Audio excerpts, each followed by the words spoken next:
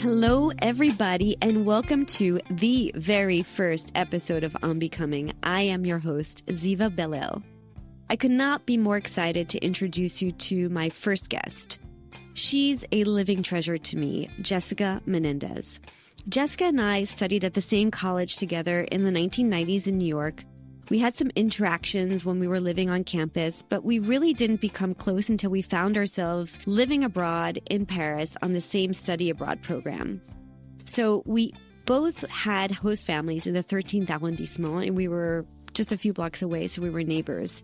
And if you've ever lived abroad, you know that having someone you feel close to, who knows a bit about your backstory, can be like a lifesaver during those dark moments when you really feel like a fish out of water. Well, Jessica was that person for me. She's trilingual, so she could navigate any situation with perfect ease, from flirting with French boys to buying metro tickets. Years later, after we graduated college and I was living in New York City, and I had started to maybe think about giving up my dream of moving to Paris, Jessica emerged once again as my lifesaver, as my beacon. She and her then French boyfriend, now French husband, Charles, were visiting New York, and during our conversation, they out of the blue were like, "Ziva, what are you doing? You're meant to be in Paris. Come and stay with us for as long as you like." And they gave me that push I think I really needed to leap into my life in Paris. And had they not been there, had they not extended their invitation, I don't know, honestly, if I would have had the courage to come on my own. But besides the personal connection, Jessica is a fascinating woman and has an unbelievable story of her own. She grew up in Guatemala for the first 10 years of her life and then moved to America, where she spent her adolescence and early adult years before finally making her way to Paris permanently. Jessica sees the world through a very unique multicultural lens. But what's it like experiencing reality with three different ways of interpreting it? So we explore that in our conversation, as well as how her background has shaped her work as a film editor and more recently, a film director. In April, Jessica released her first solo documentary through the French-German production company Arte, and it focuses on the fascinating life of the Hollywood actress Kim Novak, but tells her story for the first time through the prism of the post-Me Too era. To make the documentary, Jessica spent several days with Kim Novak on her ranch in Oregon. In this interview you're about to listen to, we talk about the relationship between identity, language, and place, how courage and sacrifice play out in the pursuit of ambitious dreams, and what it means to finally have more women's voices and stories emerging in cinema. I hope you enjoyed this conversation as much as it meant to me to record it, and that you are blown away in the way that I am by Jessica's story and the way that she sees the world.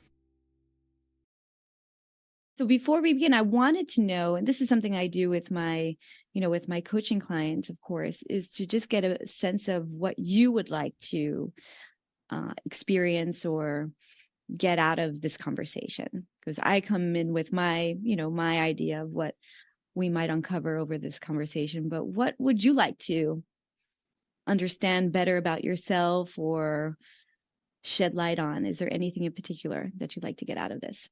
Well, for me, it's just a chance you're one of the best listeners I know forever. So it's just a chance to get to talk to you like we always do. And it's always a treat. I'm doing it mainly for you, but that said, I feel like it's interesting because the questions you're going to ask are things that I think kind of mull around in my head, but I've never actually said them. So I'm curious to see how they'll come out. I looked at the questions last night and I was like, I'm just gonna, I just kind of let them float in my head, but I didn't try to come up with answers, so I'm just curious to see how the words will come out and if they'll be coherent in any way. So you're curious to see if you're coherent. Basically. Well, I mean, coherent in the sense is have I really analyzed this myself? I don't know. Sort of, but not in so many words, So a understanding of how much you know about the process of your own journey, kind of how much analysis you've given to that, I guess, the reflection and seeing whether or not there are some revelations. Yes. Okay. Well, I'm excited about that too. That's one of the things I love the most when I'm having conversations with anyone, is just this kind of magical chemistry of the sharing process, where something comes up, it's almost like when you're, I assume if you're a massage therapist, which I'm not, but you're kind of feeling around and you're sensing, oh, this is an area where things could be a little bit tight. Let's go and try to loosen it up. And then when you're like, oh, okay, that unblocks some stuff. So I love conversations that are like that, where like, that's You found interesting. a She said key something that over here. They found a little, let's go in there and dig a little bit. So I'm excited to have this conversation, which is a different kind of conversation than we would typically have, to ask you some questions that, I feel like I have the answer to, but I probably have none of the rich detail in the answer. So we're going to go on an exploration together. Yay. There's a quote that's really interesting by Marianne Wright Edelman, where she says, "You can't be what you can't see." And in so many ways, your life, the fact that you moved to Paris before, that you spoke impeccable French without an accent, no one could possibly assume that you weren't already French. Just you're the choices that you made and the way you aligned yourself with your dreams, you always seemed that you were several steps ahead. And it was possible for me to kind of latch on to that vision. Like, okay, so Jess did this. This is possible. And I think it's very important for us to be able to see that in our future selves, see someone who's doing what we want to be doing.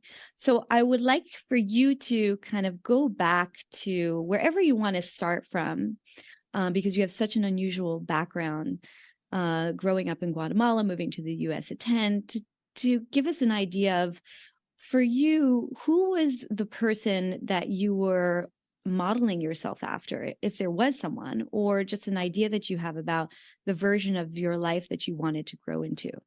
Modeling after somebody, I guess, the closest would probably be my mom. She totally didn't do what I did, but she, at the age of, I think she was around 20, she traveled to Europe for an extended period of time. She stayed in Spain for many, many months. She stayed in a pension, and she was absolutely free. And she loved Europe. She went to Europe. She went to Spain. She went to France. She went to Morocco, hitchhiking to Morocco as a single woman. And she had so many stories of those times. And she brought back all sorts of records and movies from that period. And a lot of them were French. There was Mireille Mathieu, there was The Umbrellas of Cherbourg by Jacques Demy. And they really influenced me. Like, I felt that they were part of her, and they represented, even though her life took a different turn and she didn't necessarily realize her dreams. She loved traveling. She loved other cultures. It's what she loved, not necessarily traveling. She was just so open to the rest of the world. It represented a time of her life where she was extremely free and just very adventurous. And I really admired that. And the other thing was, I had another connection to France, which is a distant relative on the Guatemalan side, which is very strange. My Guatemalan grandmother, they had a French ancestor, and the French had been passed down. So they all obviously spoke Spanish living in Guatemala, but they had all learned French in school and through different ways. And for them, it was something that they were very proud of, that they had this French ancestor and that they all spoke French. And French to them was very refined. It was like the definition of being refined, and they were very proud of that. And so I think that stuck with me.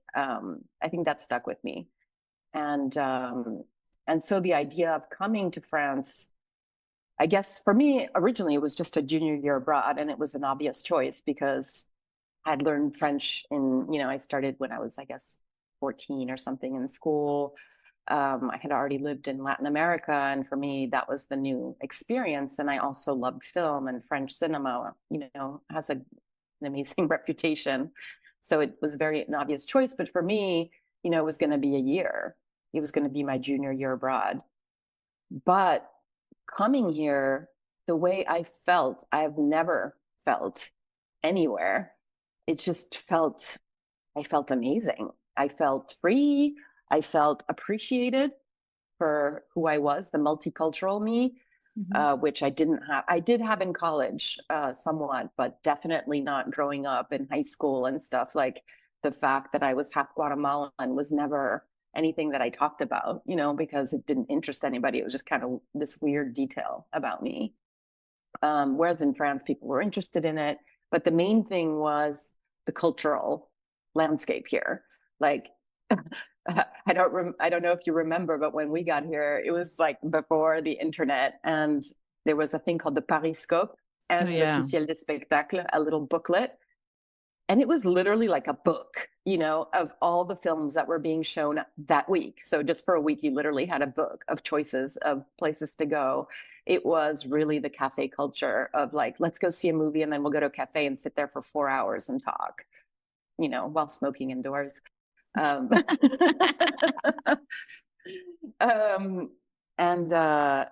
I felt free. I felt, and so when I left, I felt like it wasn't over. Definitely. Like when I got on that plane, like tears started rolling down my face, and I was happy to go back and finish school, like college, but I was like, this isn't over.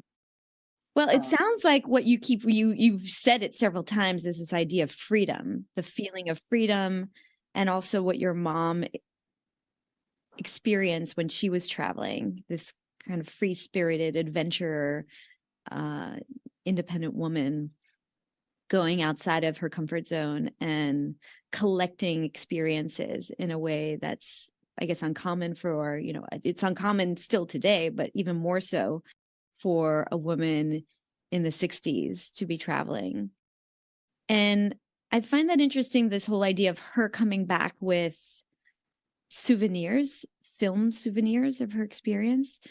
What do you remember about how you felt when she shared those experiences with you? And when was that? Was that when you were an adolescent, or was that earlier? What do you recall of that moment of that kinship with her, of being kind of almost like a witness to her life? It started at a very young age, because not only did she bring back that music and the film she told me about, she collected, I guess they became Christmas tree decorations, but they were actually small objects from everywhere that she traveled.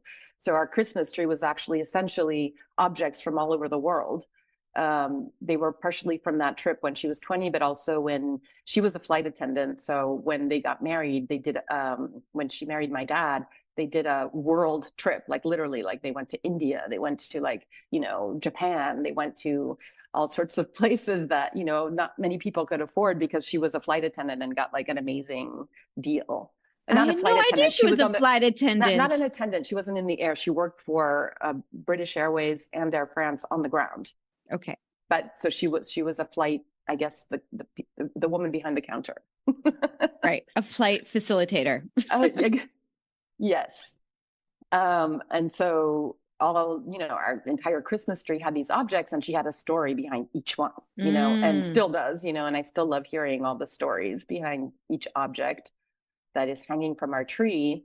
And then I guess it would be kind of in early adolescence, we discovered her record collection. You know, my sister and I discovered her record collection, and they were all, you know, it was just it was really cool. And a lot of the records were French. Not a lot of them, but quite a few of them. Not all of them. That's what I meant to say.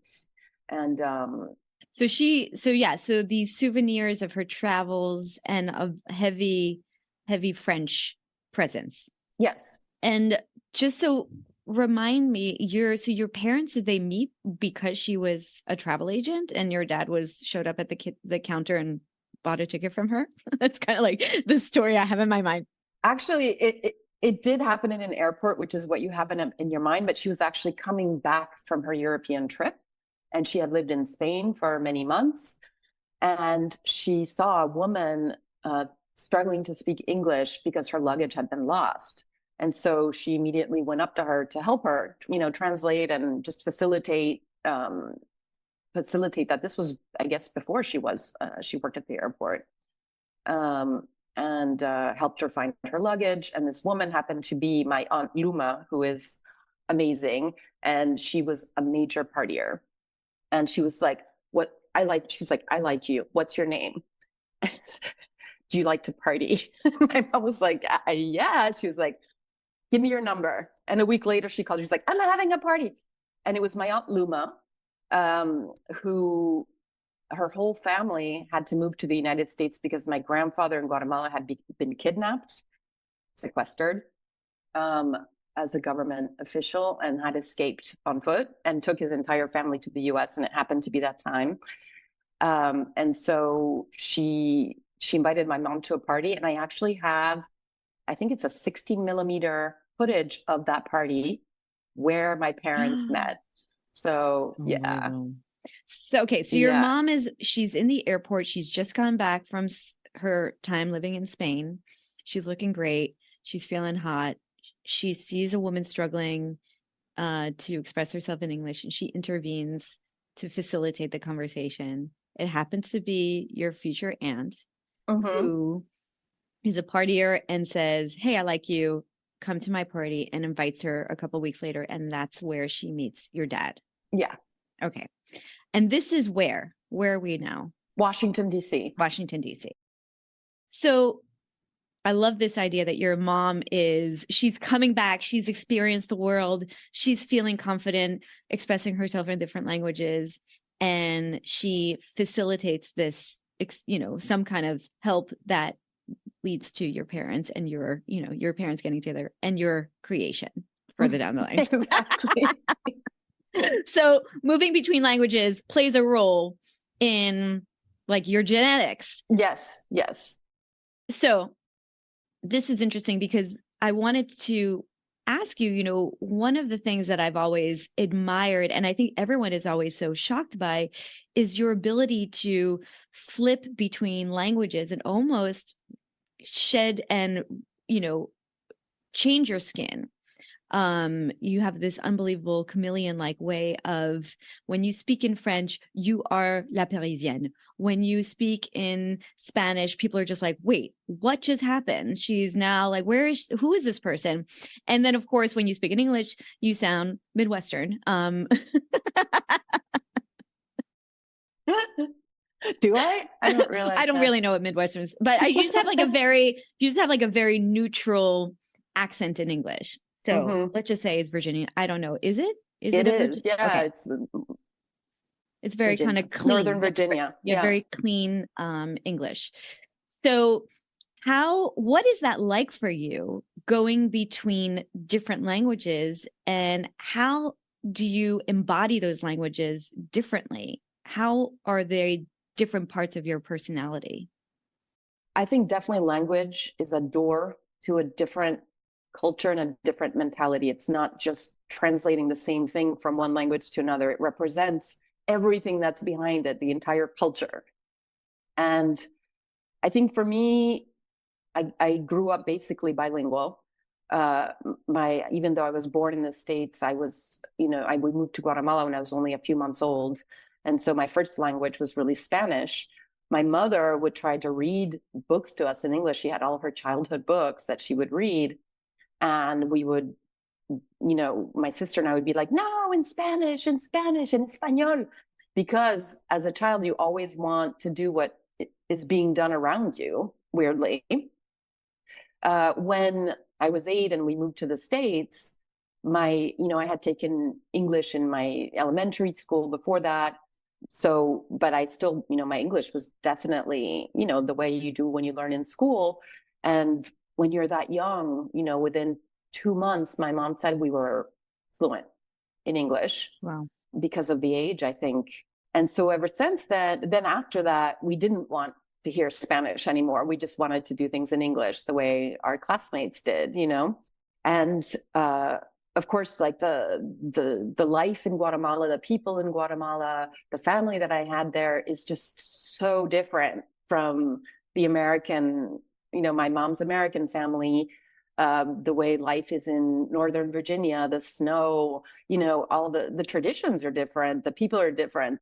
And so language, it just opens up, I guess, as human beings, we're extremely plastic. We can plastic in the sense of being able to change, and you react to your environment, and you grow from that environment, and your brain expands from a different environment. It has to, in order to adapt and survive. Mm-hmm.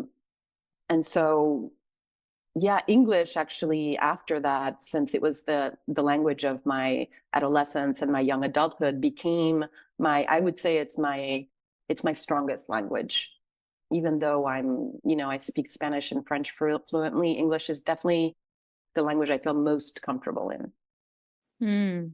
Like if I want to read a novel and just relax, I want it to be in English. If I'm reading a novel in French, I'm too focused on the grammar. I'm too focused on, that's an interesting turn of a phrase. That's the language is too present. Whereas English, I can just kind of forget the language and just, be in the story. So it's kind of like the slipping on a pair of comfortable house shoes. You just kind of like don't have to try. Yeah. So if there's this idea of the English is what you navigate towards, you're drawn towards if you don't want to have to do any work and just be, but you're absolutely 100% fluent in both Spanish and in French. How do you feel like your identity is shaped by these three different versions of yourself, these three different possibilities? I think that I think that the fact that I've lived in France for a long time has altered my identity. It obviously it is me because I'm doing this to myself and I'm evolving with it. But had I stayed in the US, for example, I would probably have a slightly different personality. I think the core of your personality remains the same. I'm a introvert, but I like being social. I think the main thing is sense of humor. It's very cultural. For a long time, even when I began to really master French, the sense of humor is the last thing that, you just can't really translate it. It's all about spontaneity. It's about cultural references. It's about a mindset. French people don't laugh at the same things that Americans do for the most part. And, you have to be really, really master the language in order to be that spontaneous and have the timing required to have a sense of humor. I think the French are generally more skeptical, more critical, I would say, than Americans. Americans are generally more encouraging. They see everything as possible. And the French, less so maybe today than when we got here, but everything seemed impossible. And you have to convince otherwise, and it's possible to convince, but it's never just like, yeah, amazing, you should go for it, or it's always like, oh, ça va être compliqué, difficile, right. Yeah. Je suis pas sûre, hein? And so that does affect who you are, definitely when you're living in that atmosphere. I think that's so interesting, this idea that it's the language baked in a culture that shapes that part of your personality, part of your identity. And that if you, I don't know, it sounds like if you want to express a certain side of yourself, you have the capacity to choose the language with its cultural baggage that's the best vehicle for that. And that's why it's so special to be with friends like you who know both, because the franglais is just the best. Because now, even though English is my most comfortable language, there are some things that are just impossible to get across in the same way in English if you speak French. And so with you, we can just kind of go back and forth from one to the other. And then it's perfect, because then it's really comfortable now. Yeah. Because there are things that are impossible to translate, or, references that just don't work or whatever. And so that there's definitely like two brains in there. Yeah, it is. That I feel like as you say this, I recognize that my comfort zone is being able to communicate with that double, like the double linguistic cultural lens, all baked in. And when someone's not going to make fun of you because you do that. I've had friends in America who'll be like, subtitles, please, because I like slipped in a French word unbeknownst to me. Or even, I think it was Rob, like, even just like some kind of grammatical quirkiness, like saying like, what are you talking about? No one says that.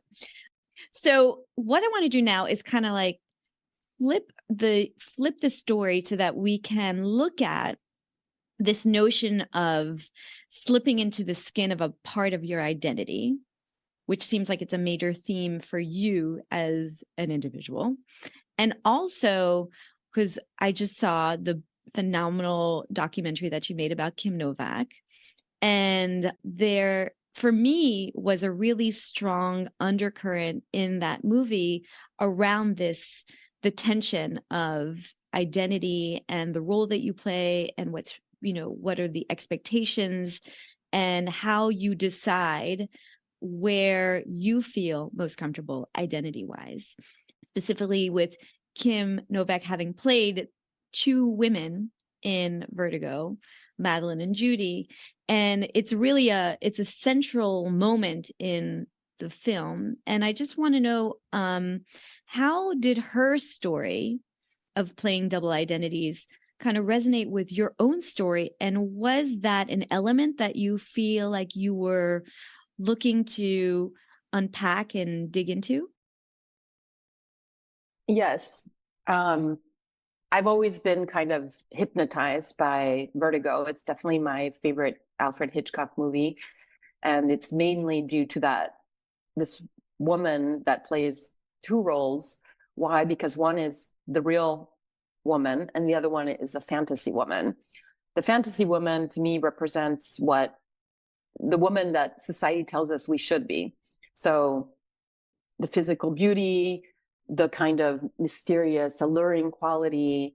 And the other woman is just your regular, ordinary woman. And you can take that woman and turn her into this other woman, and which is what Hollywood did to all of the actresses. And I've been, you know, since I love movies from the 1950s, from the 1940s. And when you see those women, they're just creatures. They're not actually ordinary women. They're not the type of women that you just see at your dinner table or at a restaurant, or, you know, they are these creatures, but they were created.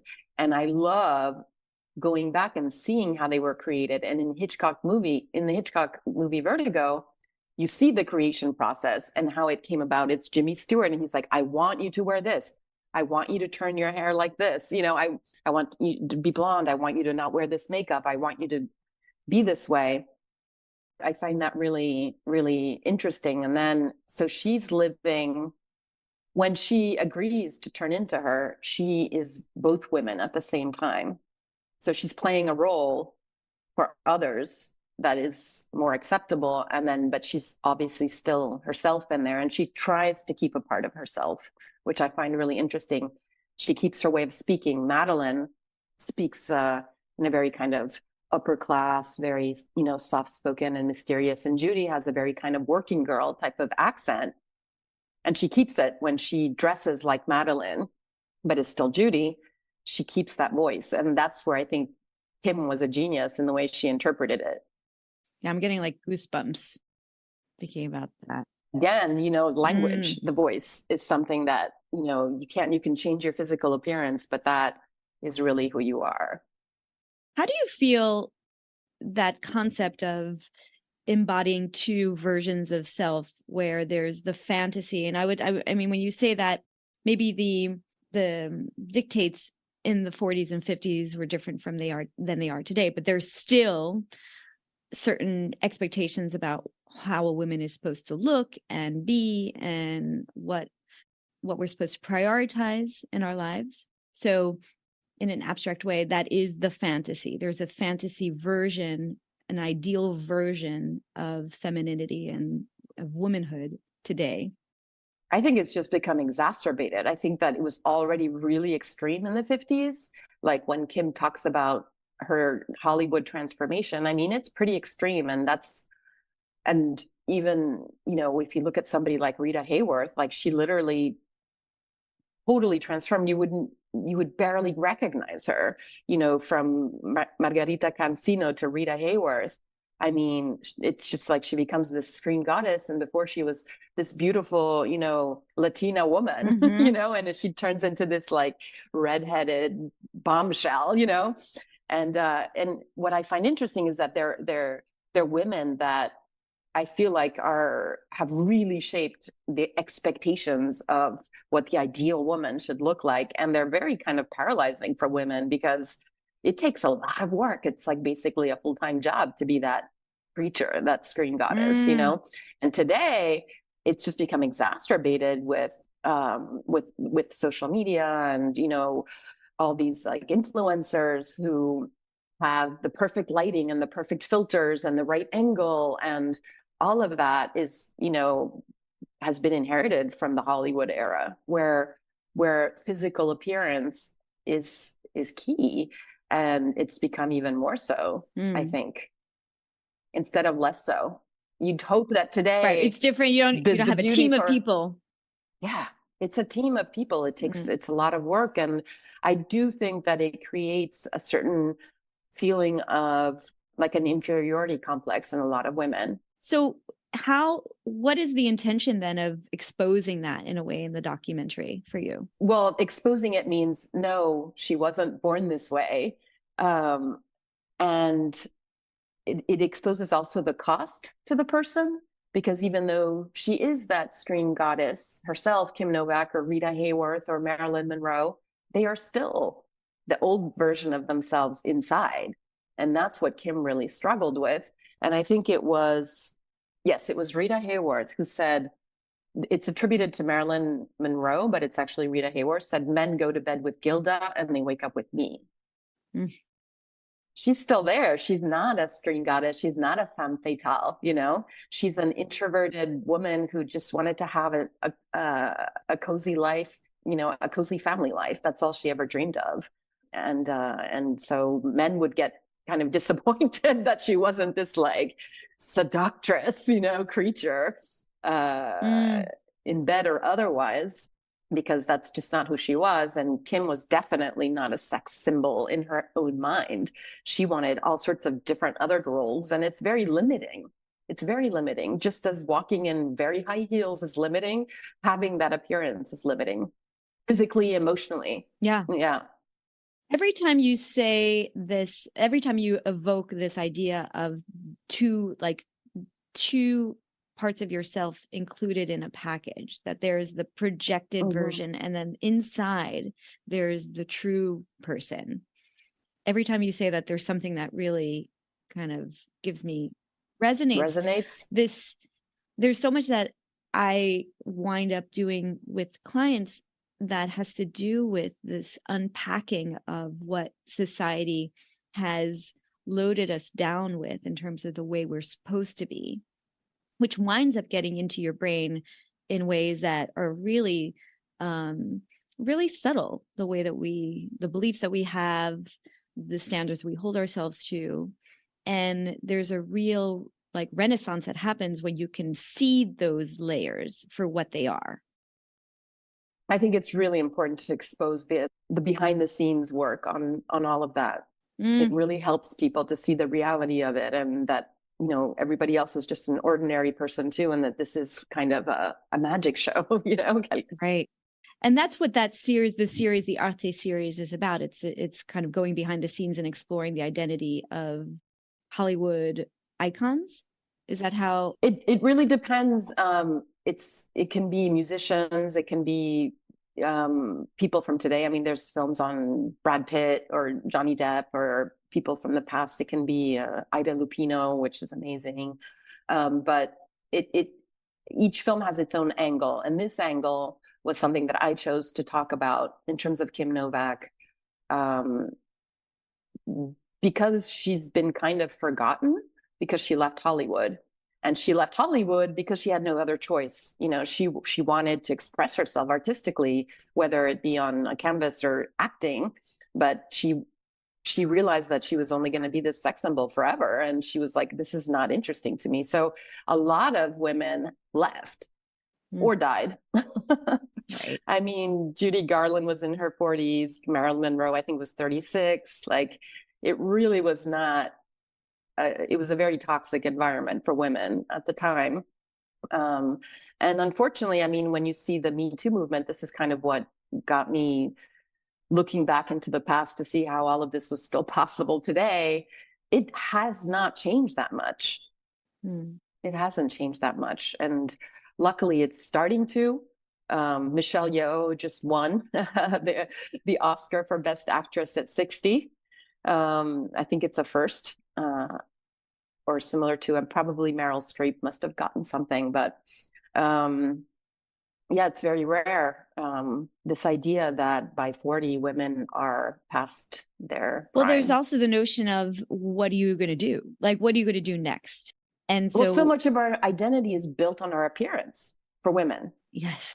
Yeah. So much of it. And it's ephemeral. And you know that it's going to go away. It's like this constant fear of, becoming the invisible woman at 40, all women feel it. Suddenly it's like you go from object of desire to you don't exist. And neither of those are really fun, Right. There is a certain freedom of no longer being the object of desire. There is, but you don't want to be invisible either. And it's very difficult to find the in-between where you just feel good and find meaning and realize that, appearance is not important, but it's really hard. Even when you think about it, even when you're against it, it's still important and you can't ignore it. Right. And that's when you build up, the work is about building up a sense of self that goes beyond the value attributed to you physically. Yes. And that's work. It's work in this society. It's a lot of work. Well, she had the privilege, it seems, of knowing since she was a little girl what she wanted to do, which is not something that many people have.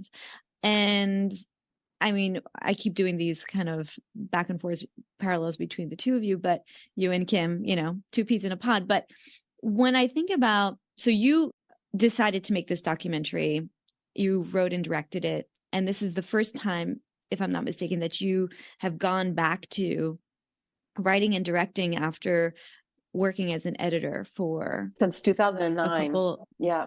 Okay. So why was this the moment for you to reconnect with writing and directing? I feel like the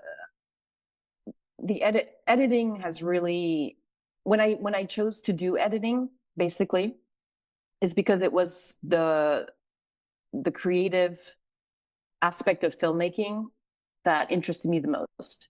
A director will go on a film shoot. A director,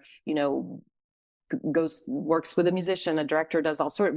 There's a writing process, obviously, whether it's in documentary and fiction. You write something, then you shoot it, and then you edit it. And the editing part always seemed to me the most interesting aspect. When you start out in film, you can't just be like, I want to be a director.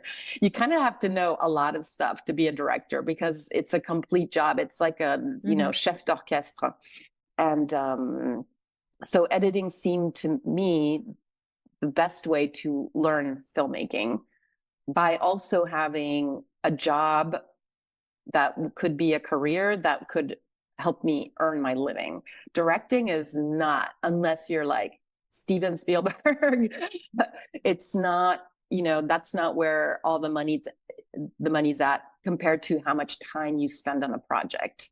And it takes so long. I mean, you see a lot of directors, it takes 7 years to get something to, from the point where you had the idea to the point where the film actually comes out. It's been 7 years. It's a lot of work. And I just, some people are lucky to have family support when they want to do something like that. Like I want to direct and their family is like, here, we have this country house. You can just go live there and write your project and we'll make sure you won't starve to death. I definitely didn't have that.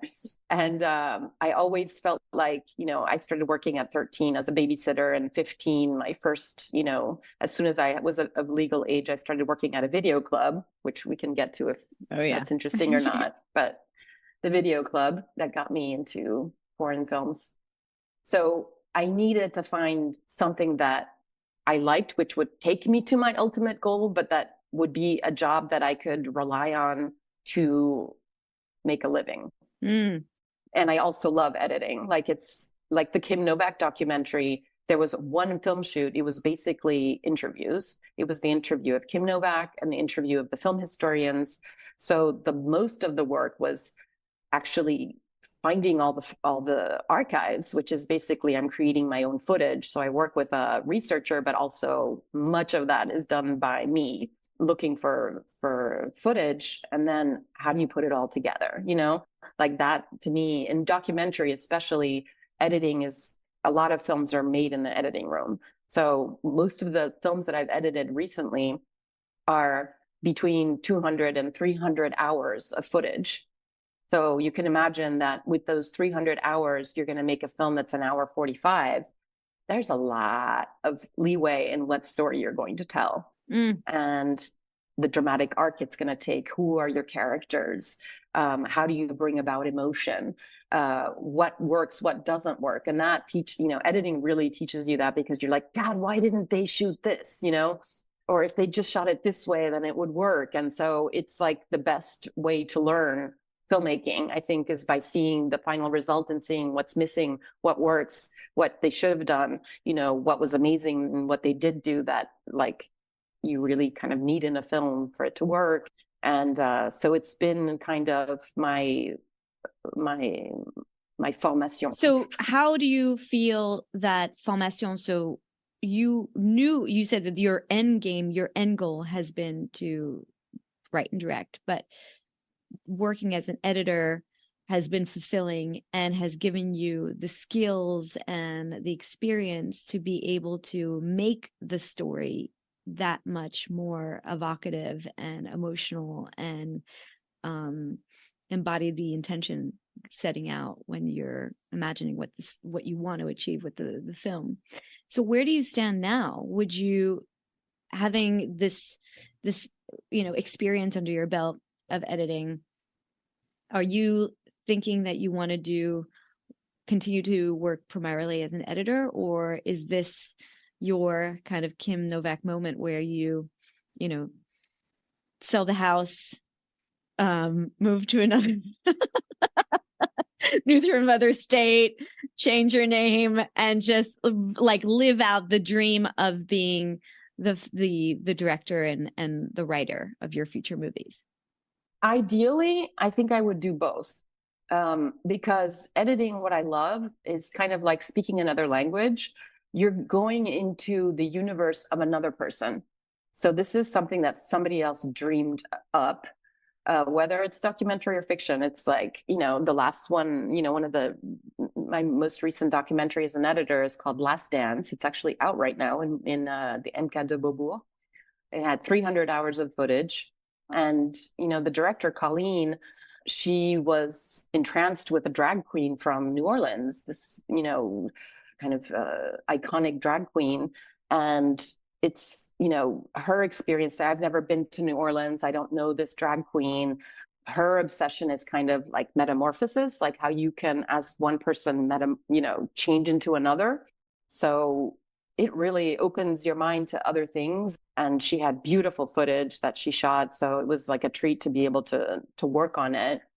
So it's very different from when you have your own idea and something. Basically, when you make a film, you have something to say.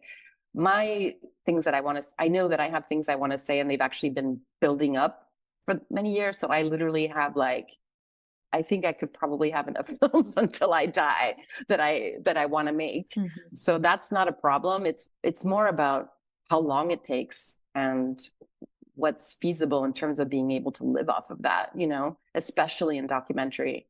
I think fiction film, if you make one that's a success, I think financially you'll be okay. In documentary, like, you really have to churn one out at least once a year, if not two, which seems impossible to me given the amount of work that I put into the Kim Novak documentary. But I'm also a perfectionist.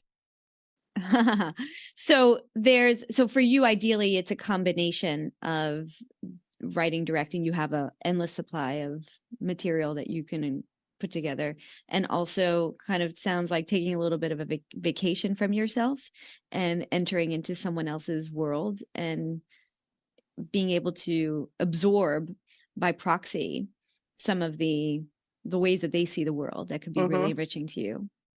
So I'm curious to know, for you, we touched on this at some point, this notion of having a goal and then also realizing that in your day-to-day, you need something else in order to sustain yourself.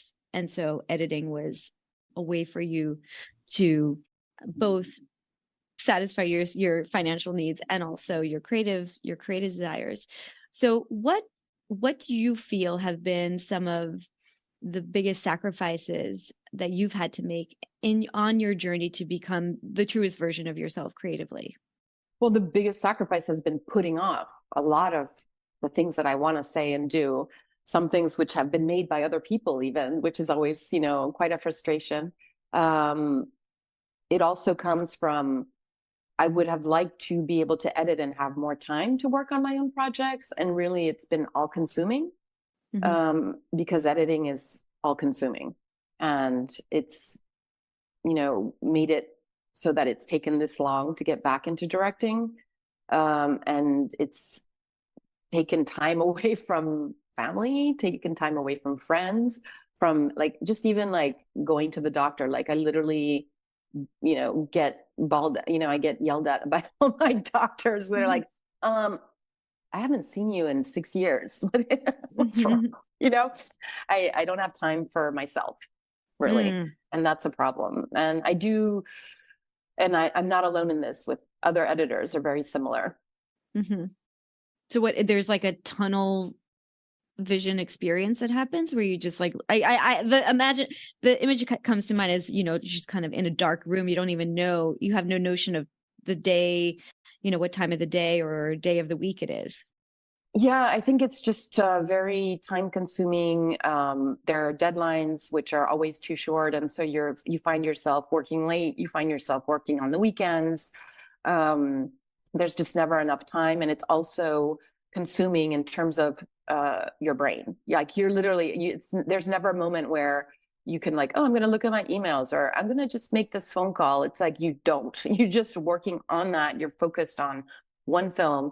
Your mind is filled with 300 hours of footage, which you have to master, and you have to know, you start putting the pieces of the puzzle together, and that's a lot of material. And so it takes up a lot of brain space.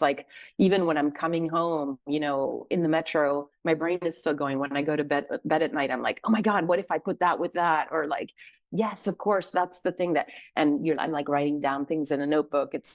And so just even mentally, it's hard to have space for anything else. So what would you change?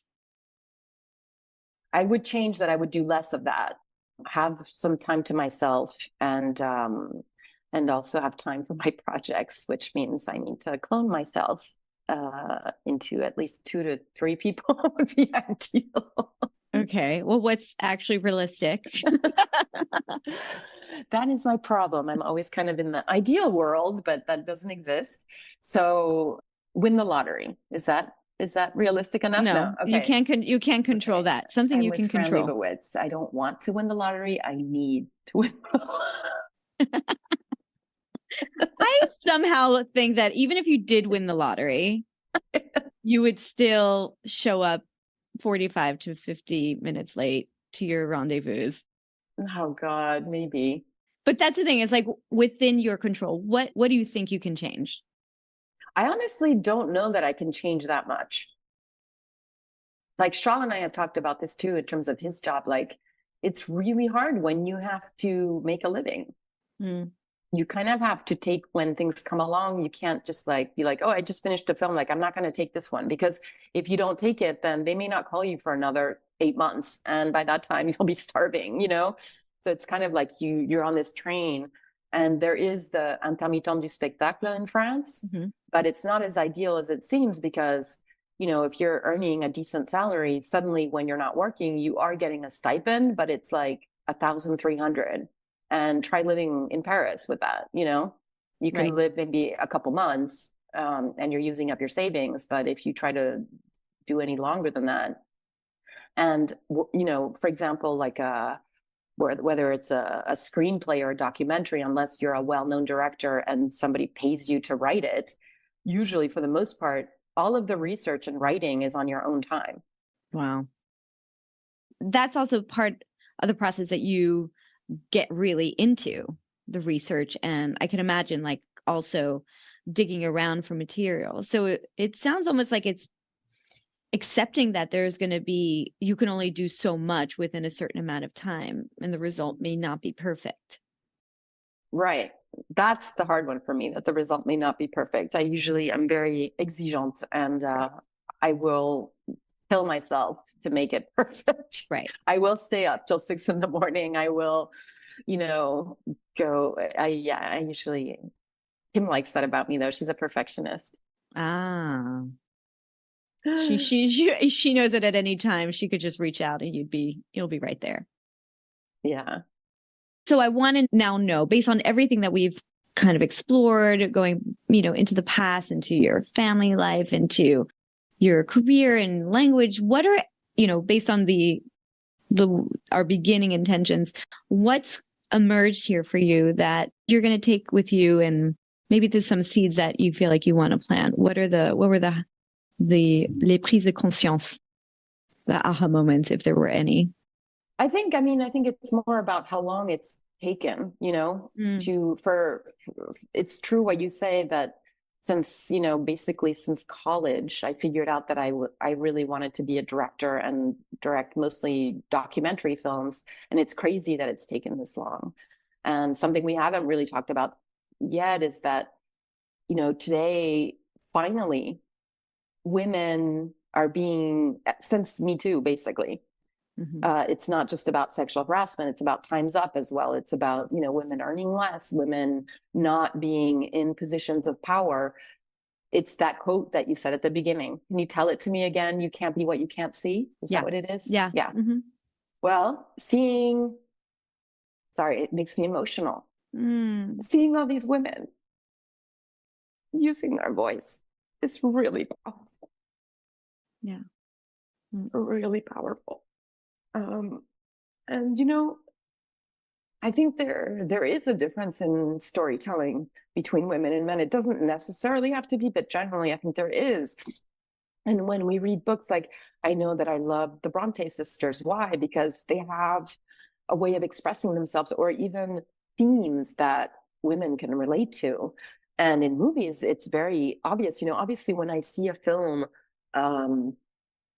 this action-packed movie with special effects, I'm like, that's not me. It can be fun to watch, but I would never want to have that as a job, and I wouldn't even know where to begin. Then you're like, well, then am I not a filmmaker? Because I could never, do this kind of movie.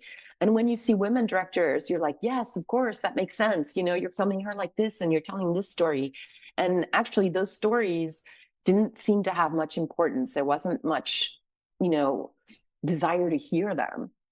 And that's been my road, has been, actually, your voice does have importance. There are people out there that want to hear it. It's not a weird point of view or one that nobody can relate to or identify with. There are actually people that are starving to hear these stories, Yeah. And that's, I think, what has changed a lot.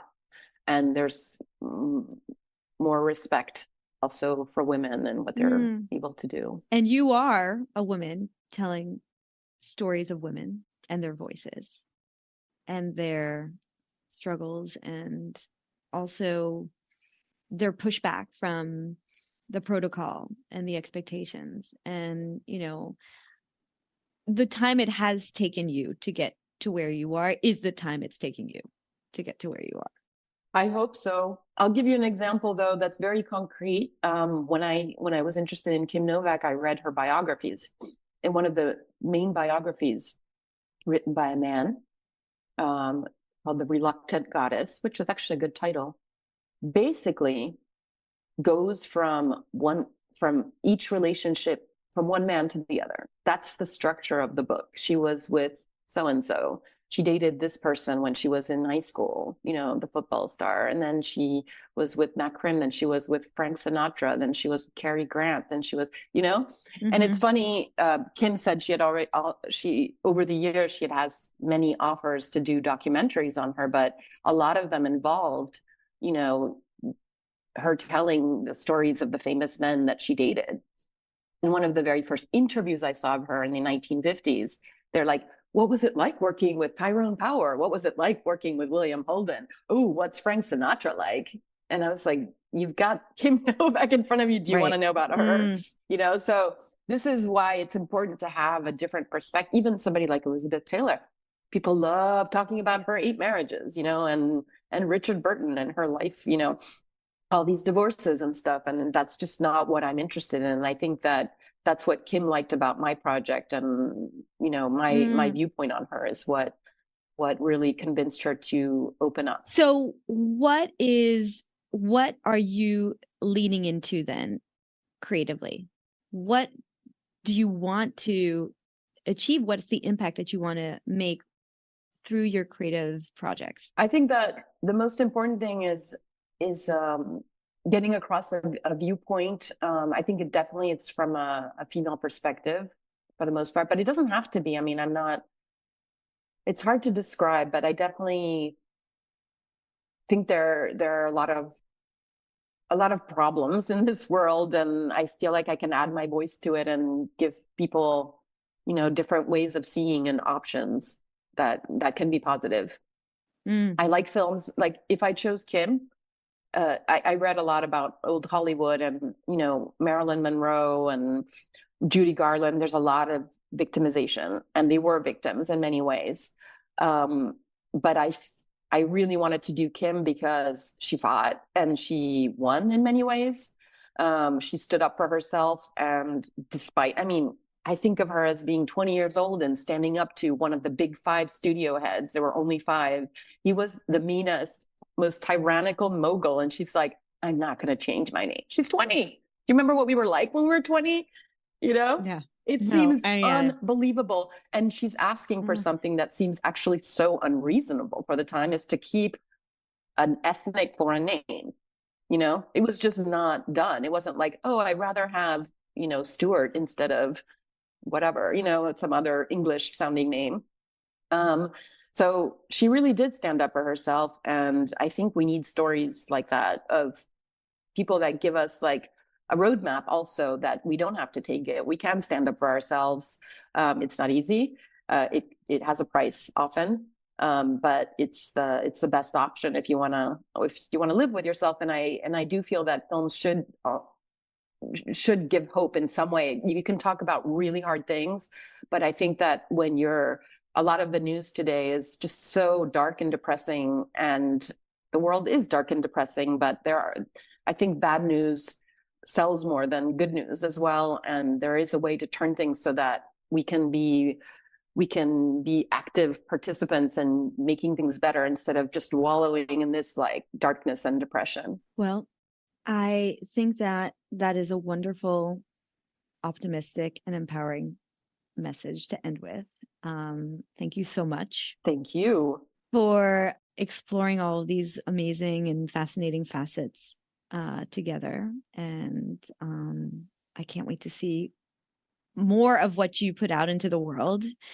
This has definitely whet my appetite. And I think that your perspective and your voice and your vision and your layered lens is a fascinating prism that we can all really benefit from seeing through more of. So make those movies, okay?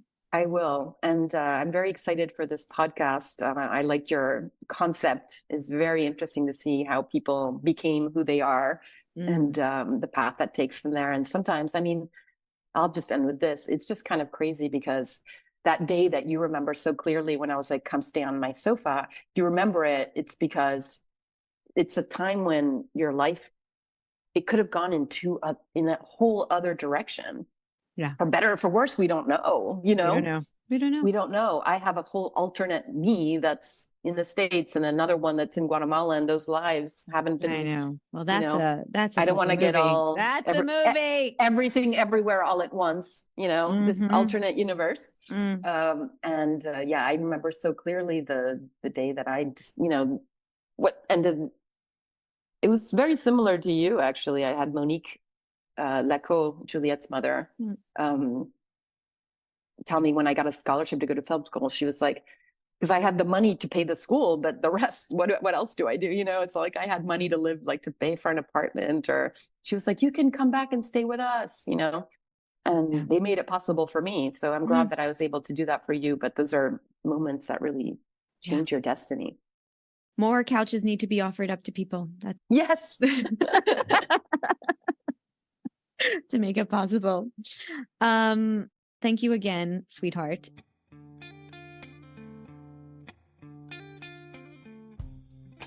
I am so appreciative of having your time and your attention, and would love to hear anything you have to say, any feedback, any questions, any requests. You can leave me a voice message if you go to speakpipe.com/onbecoming.